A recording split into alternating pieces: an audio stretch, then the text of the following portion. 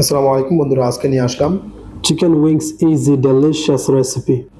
তো চলুন শুরু করা যাক। এর জন্য আমরা এখানে নিয়ে নেব 20 থেকে 25 পিস চিকেন উইংস।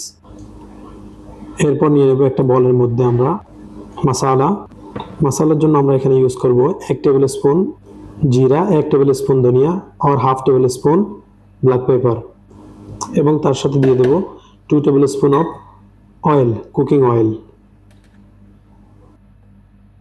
তারপর আমরা দিয়ে দেব 2 tablespoon of garlic paste,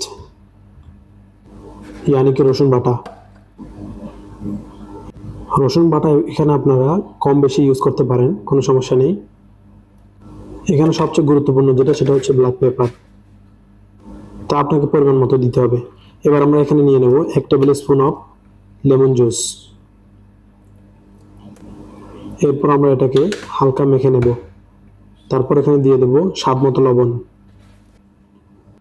আপনি যদি লবণের পরিমাণ না বোঝেন তাহলে এখানে আপনি সবগুলো মিক্স করে চিকেন দিয়ে সবগুলো মিক্স করে তারপর জিভে লাগিয়ে একটু টেস্ট করে দেখবেন। এরপর আমরা এখানে সবগুলো চিকেন একে একে দিয়ে দেব, দিয়ে ভালো করে এগুলোকে মিক্স করে মিশিয়ে নেব, যেন প্রত্যেকটা চিকেনের গায়ে মশলাগুলো ভালোভাবে লেগে যায়। এরপর আমরা এখানে দিয়ে দেব হালকা একটু ফুড কালার সম্পূর্ণই অপশনাল।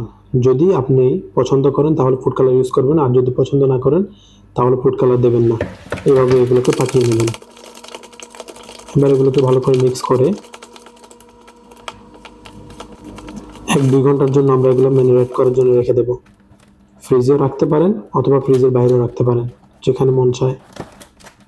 দেখুন সবগুলো মিশ্রণ একসাথে হওয়ার পরে কি সুন্দর একটা কালার এসেছে। এবার আমরা 2 ঘন্টা পর আবার এগুলোকে নিয়ে এলাম। এবার এগুলোকে ভালোভাবে একটা ডিশের মধ্যে অ্যালুমিনিয়াম পেপার দিয়ে সুন্দরভাবে সাজিয়ে নেব। ফাঁক ফাঁক করে সাজিয়ে দেওয়া ভালো। যদি চিকেন বেশি হয় তাহলে এভাবে করে সাজিয়ে দেবেন। তারপর এটাকে ওভেনে দিয়ে 175 ডিগ্রিতে 35 মিনিটের জন্য রেখে দেবেন। যদি পারেন 20 মিনিট পরে চিকেনগুলোকে উল্টিয়ে আবার দেবেন। 35 মিনিট পরে আমাদের চিকেন রেডি।